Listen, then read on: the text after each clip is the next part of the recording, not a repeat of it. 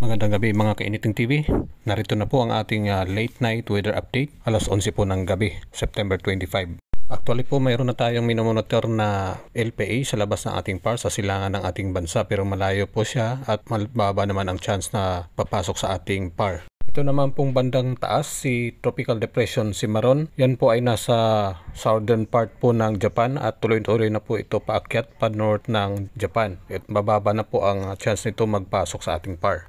Isa pa po, may nan-monitor tayong cluster ng kaulapan sa extreme northern Luzon sa silangan na parte na posible po bukas ng hapon or gabi magiging low pressure area po ito, at sa susunod na mga araw ay posible magiging bagyo. Mag-monitor po tayo dahil base po sa forecast model ay halos isang linggo po ito magtambay sa ating bansa. Kaya po para laging latest po ang inyong mapapanood, mag-follow po sa ating Awaken Earth